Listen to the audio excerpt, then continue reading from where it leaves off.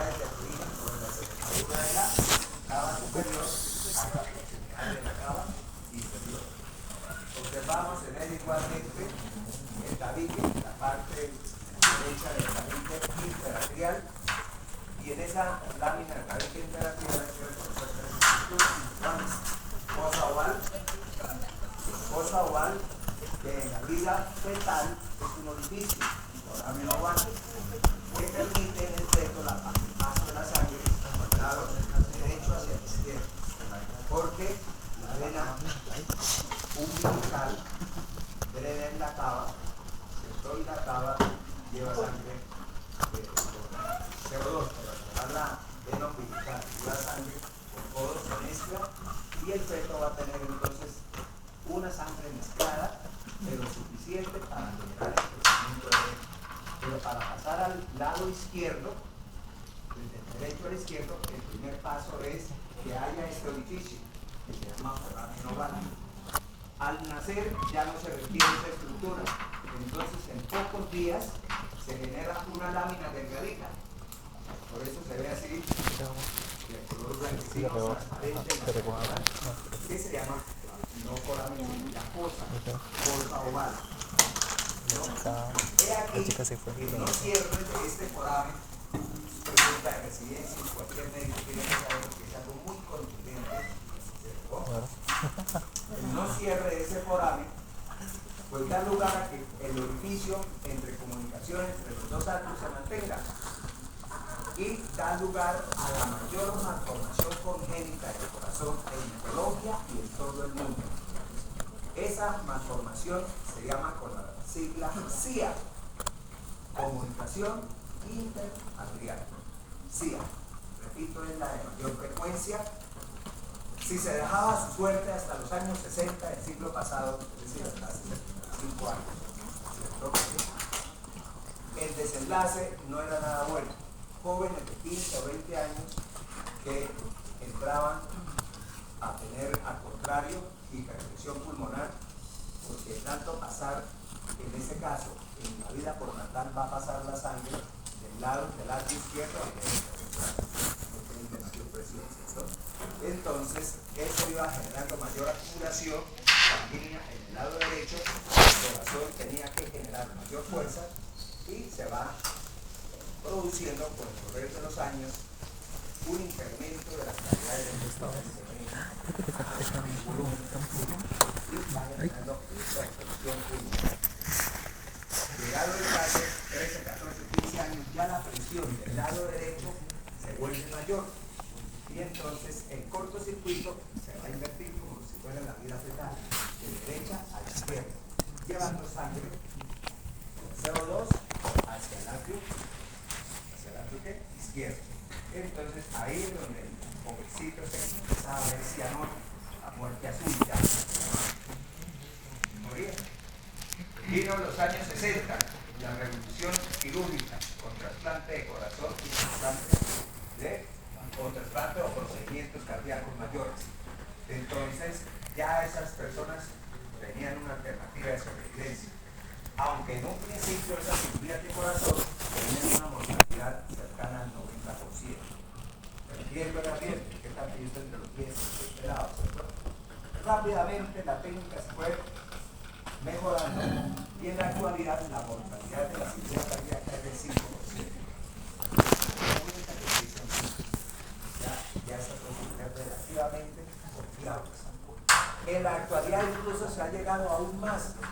Es lo que hace uno, dice, el mundo se ha movido por la maldad, pero también por mentes muy brillantes.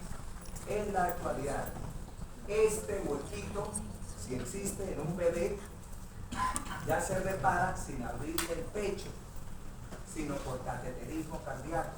Como se dice, el mecánico le pone el parche, se coloca una estructura sintética y le tapa el huequito. Y en las primeras, eso fue muy mediático, las primeras cirugías que se hicieron decía, ¿no?, la despedida del bebé del hospital, ¿no?, saliendo él con sus padres y todo, y el resto del equipo médico despidiéndolos, ¿no? Fueron imágenes que recorrieron muchas veces el mundo entero, de ver cómo se le daba oportunidad de vida completamente sana a un individuo que antes 60 o años de la muerte segura en la juventud. Bueno, entonces esta es la CIA por no cierre del foramen ovárico, ¿cierto? Bien, igualmente tenemos que reconocer que ese fosa oval está delimitada por una bandita muscular más evidente que se llama limbo de la fosa oval, y en la parte más posterior de ese tabique va a estar explorado el orificio del drenaje seno-coronario, que está cerrado en la mayoría de las veces, pero está delimitado en su parte posterior por una válvula, la válvula del seno coronario, que antiguamente era la de Nevesio. Bien, vamos a pasar ahora a describirles la anatomía interna del ventrículo derecho. Hacemos lo mismo, levantamos una pared, una ventana, incidiendo ¿quién? La pared anterior del ventrículo derecho, y nos expresa o nos muestra lo que ocurre al interior de ese ventrículo derecho. Dice uno, ¿por dónde empiezo? Pues hay que empezar con orden, porque si no se salta uno y no describe algunas estructuras. En primer lugar, enfoquémonos al foramen atrioventricular. El foramen atrioventricular derecho está cerrado por esta válvula, la válvula tricúspide. Si es tricúspide, es porque hay tres cúspides. ¿Cuáles son esas tres cúspides? Por eso amerita una buena orientación. Aquí sería la cúspide anterior de la tricúspide. Esa sería la descripción correcta. En el fondo sería la pared posterior, de tal manera que esa cúspide se llama cúspide posterior. Y la más pequeña para algunos, no lo es tanto para otros, es la que está adyacente al septo. Se llama cúspide medial o cúspide septal. Entonces, ese ejercicio a ustedes, estudiantes de medicina, sí se les exige. Colocar el alfiler acá no es decir válvula tricúspide, sino cúspide anterior de la tricúspide. Colocándolo atrás, cúspide posterior de la tricúspide. Y colocándolo en la parte medial, cúspide medial o septal. Cada una de las tres tiene la similar característica en su borde libre. El borde libre. ¿Qué hay en el borde libre? De él emergen unos filamentos a los cuales se les da el nombre de cuerdas tendinosas. Esos filamentos que emergen del borde libre van a proyectarse, como ven en la imagen, hacia estructuras musculares que aparentan columnas. Esas estructuras musculares, donde se van a insertar las cuerdas tendinosas, adoptan el nombre de músculos papilares. Papilares. Por tanto, si observan la imagen, podemos identificar músculos papilares anteriores, atrás más pequeños, pero el número plural usualmente, músculos papilares posteriores, hay que decir del ventrículo derecho, ¿cierto? Y a veces incluso ausentes están los músculos papilares, son pequeños, rudimentarios, músculos papilares sectales. Bien, de tal manera que la apertura de esta válvula va hacia el ventrículo. ¿Y quién precipita esa apertura? La contracción de los músculos papilares que van a tirar las cuerdas tendinosas, y estos a su vez a dar cada cúspide. La puerta esta, ¿no quería decir, se abre hacia afuera? No, hacia adentro, ¿cierto? Toda la orientación de las puertas es hacia la cavidad. En este caso, entonces, la tricúspide se va a abrir hacia el ventrículo. Bien. ¿Qué más observan ustedes? Observan que la superficie, donde no haya músculos papilares, la superficie de la pared del ventrículo derecho también es llena de pliegues musculares. En este caso, a esos pliegues no los vamos a llamar músculos pectíneos, como los denominamos a nivel de los atrios. Los vamos a llamar trabéculas, ¿cierto? Trabéculas carnosas o trabéculas carnas, o músculos en trabéculo. Quiera la traducción, trabéculas carnosas o músculos en trabéculo. Bien. No es gratuito, no es capricho de la naturaleza. que tenga esta configuración. Se señalan dos hechos fisiológicos que ameritan la presencia de esos músculos extravénicos, tanto en el atrio, que serían pectinados, como en los ventrículos, que se llaman músculos extravénicos. La primera es que facilita, para eso se requieren conceptos profundos de vectores, de contracción vectorial, etc. Pero los expertos señalan que esa configuración facilita la contracción de los músculos del corazón, ¿cierto? Los miocardiocitos de trabajo. Un hecho. El otro hecho, también muy entendible, muy sustancial, es de que al haber estas superficies irregulares, los músculos intravéculas o los pectíneos a nivel de los atrios, el choque que da la sangre al llenarse o al expulsarse va a generar fricción, y esa fricción evita la microcoagulación. Ustedes ya vieron sangre y vieron la secuencia de la cadena o la cascada de la coagulación. Entonces, un factor que elimina la probabilidad de que se formen microcoágulos es de que las paredes no sean lisas. Bien. ¿Qué más tenemos que seguir describiendo? Por favor, observen que hay músculos intravéculos. Se les llama a cualquiera de esa manera genética. Sin embargo, sí hay un músculo intravécula con nombre propio y hay que identificarlo. Ese músculo, el señalador lo está mostrando, se desprende del septo interventricular, ahí, el septo o tabique, y va hasta la base del músculo papilar anterior. Ese músculo que tiene nombre propio se denomina trabécula septo, viene del septo marginal.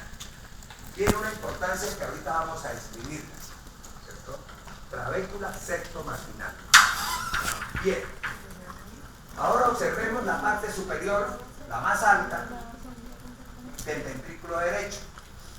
En la parte más alta pueden observar ustedes unas estructuras en forma cóncava y que señalan el inicio de la arteria que se deriva de ese ventrículo, el inicio del tronco de la arteria pulmonar.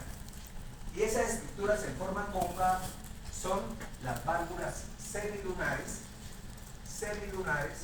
del tronco de la pulmonar. Aquí alcanzamos a ver que son tres. Al cerrarse, ocluyen.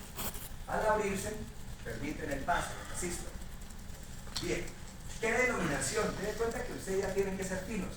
No decir solamente, como les pedimos, porque no tienen una necesidad de una profundización anatómica como si la requieren ustedes. El resto de carreras fuera de medicina simplemente le exigimos a los estudiantes que nos digan válvulas semilunares del tronco de la pulmonar. A ustedes sí les pedimos orientación. ¿Por qué? Ven aquí una que se va hacia el lado izquierdo, entonces sería esta válvula semilunar izquierda del tronco de la pulmonar. Esta sería la derecha y esta es la anterior, izquierda y derecha. Adelante. Anterior, adelante. Anterior, izquierda y derecha. Bien. Esta estructura de válvulas semilunares van a constituirse en el límite superior de este pequeño segmento que es como tubular del ventrículo derecho y que se llama cono arterioso o ventrículo cardiaco. Entonces, el límite superior del cono arterioso viene a ser la implantación de las válvulas semilunares. Pero si hay un límite superior, tenemos que describir un límite inferior. El límite inferior, por favor, tienen que reconocerlo bien en las muestras, está acá y parte de un engrosamiento que se deriva del orificio atrioventricular derecho. Y como tiene esa forma saliente, pues se le llama cresta supraventricular. Cresta supraventricular. En otras palabras, el cono arterioso está delimitado abajo por la cresta supraventricular y arriba por la implantación de las válvulas semilunares. Bien. ¿Qué nos queda para mencionar? Para mencionar nos queda de observar el espesor el espesor del ventrículo, de la pared del ventrículo derecho. Si la comparamos ahorita, es la mitad o incluso menos de la mitad del espesor que nos va a mostrar el ventrículo izquierdo. Y tiene explicación, el manejo de presiones. Al final de diástole o principio de sístole, la presión que puede ejercer el ventrículo izquierdo en personas de edad media es de 120, que nos indica el primer dato de la tensión arterial, que es la fuerza de inyección que ejerce el ventrículo izquierdo. Pero es que el ventrículo izquierdo, a través de la aorta, va a generar la irrigación de lo más distante del cuerpo, ¿cierto? No puede quedar sitio sin irrigación. Eso obliga a que maneje esa presión. Mientras que el ventrículo derecho sale del tronco de la pulmonar, que inmediatamente o cercanamente encuentra los pulmones. Entonces, mientras la presión media de esa tensión arterial, de la primera cifra, es de 110, 120, en una persona anciana 150, es decir, la presión arterial va subiendo con la edad, de manera normal. En el ventrículo derecho maneja presiones de 30 a 35 y son normales. Bien.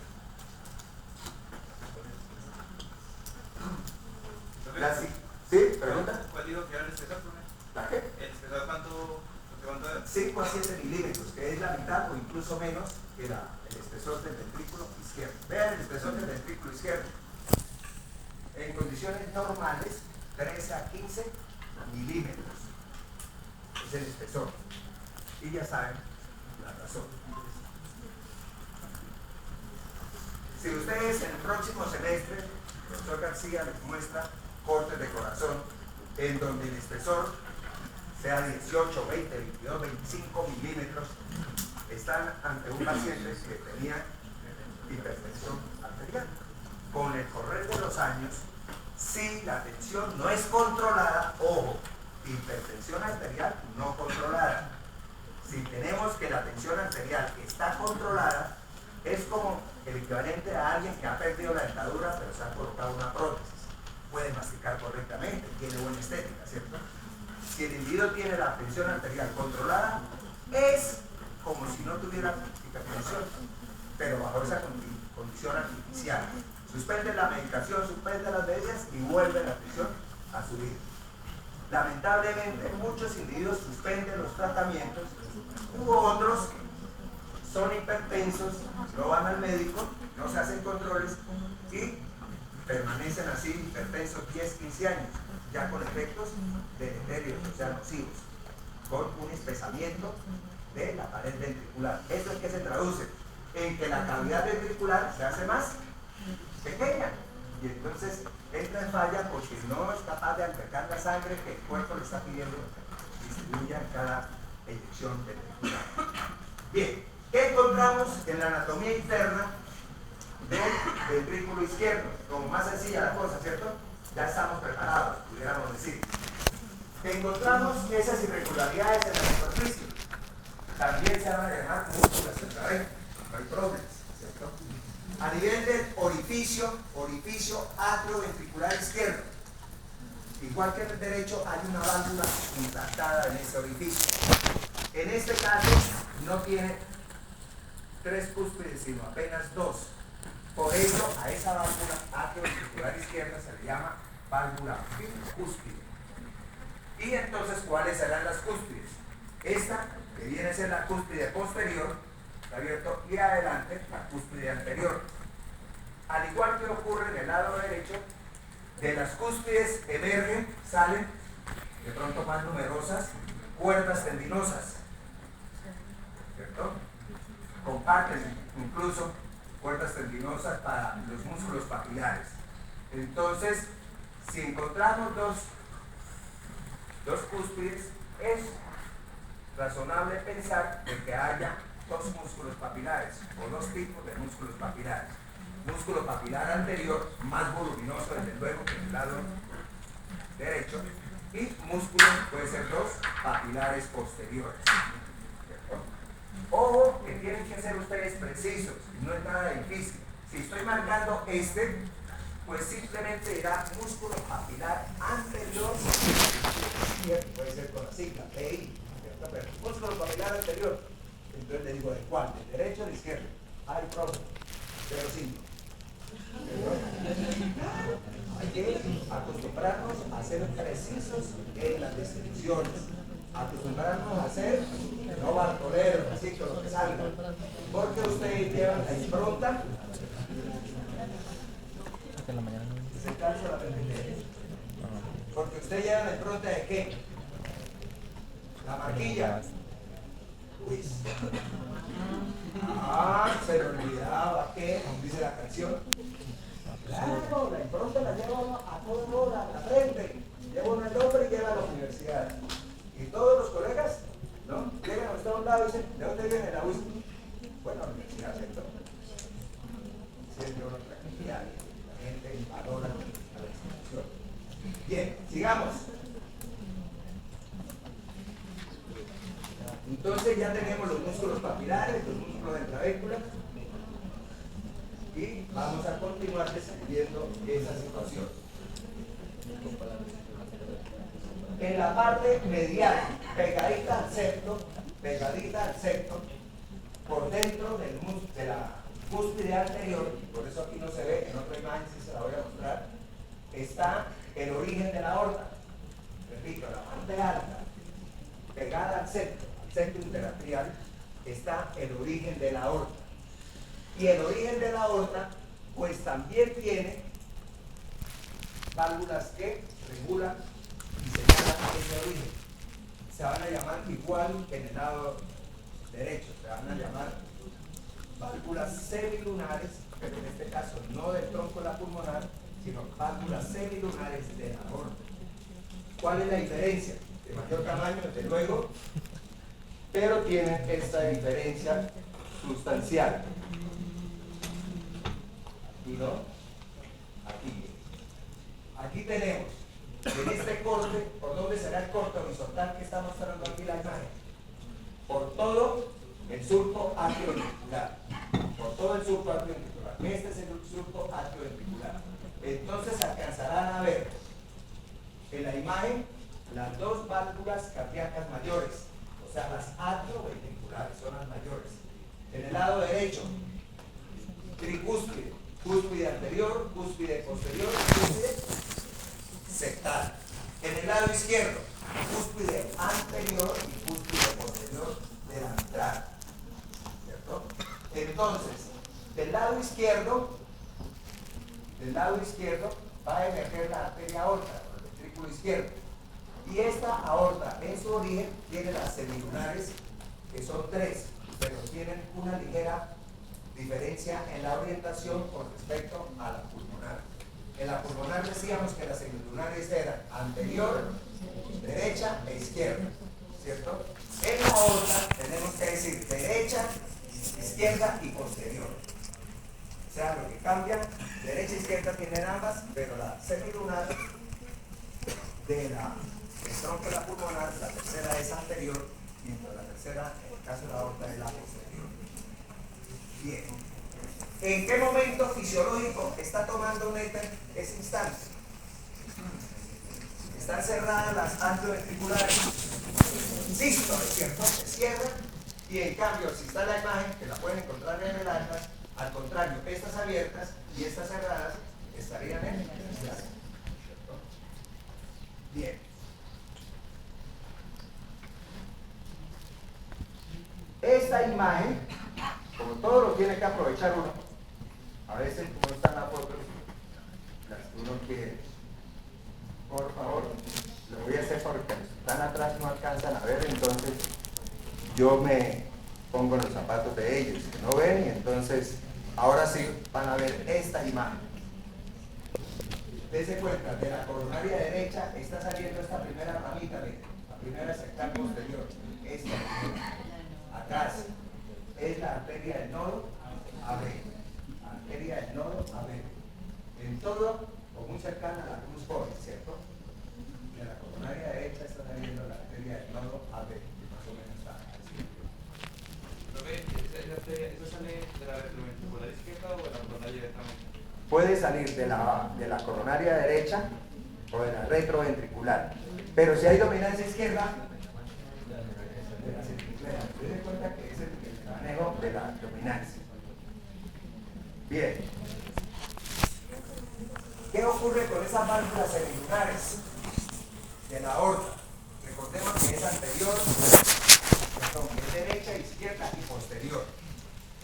Al frente del origen o de la implantación de esas válvulas semilunares, en el caso de la aorta, la pared de la aorta se deprime ligeramente, por eso se va a llamar seno. Entonces tenemos un seno izquierdo y un seno derecho. En ese seno aórtico, derecho e izquierdo, encuentran unos orificios, miren, que se llaman ostium, los orificios de origen de una arteria, toma el término de ostium, con M, ostium. Entonces pueden apreciar, este sería el seno aórtico posterior, este el seno aórtico izquierdo y este el seno aórtico derecho. A nivel del seno van a estar los orificios, o sea, los ostium de las respectivas coronarias. Aquí, ¿cuánto es el calibre de la coronaria? De 3,5 a 5. Luego, ese es más o menos el calibre del ostium de la coronaria izquierda. Mientras que el ostium de la coronaria derecha es ligeramente más pequeño, 3 a 3,5. En individuos adultos estamos tomando. Y toda esta superficie le vamos a llamar seno aórtico derecho a este seno aórtico izquierdo.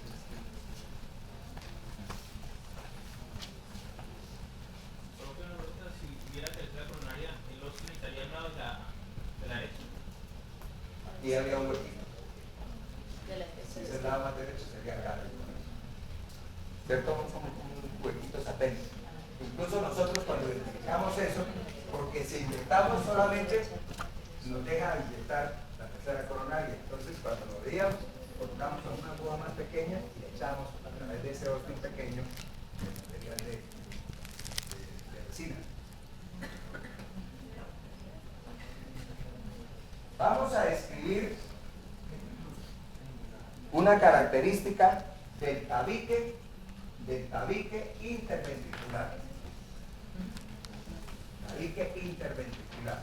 Sabemos que el tabique interventricular es grueso, supera el centímetro de espesor en individuos adultos, no tiene comunicación con entre los ventrículos, no puede haber comunicación desde el punto de vista fisiológico, pero hay que agregar lo siguiente.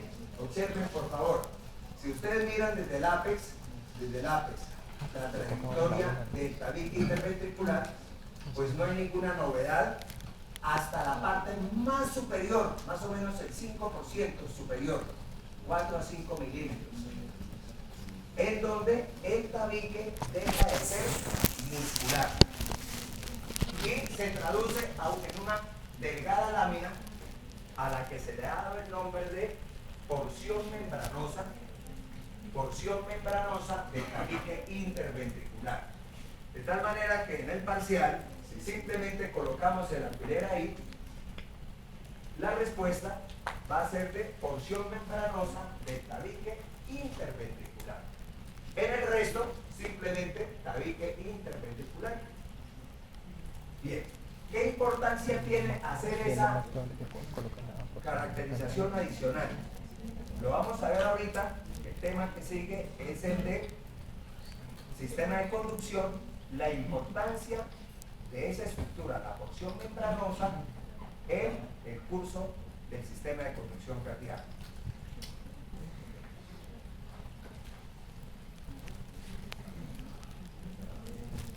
Antes de entrar al sistema de conducción, ya me dijeron algunos de los estudiantes que estaban haciendo los ahorros, otros me dijeron que ya tenían la platita.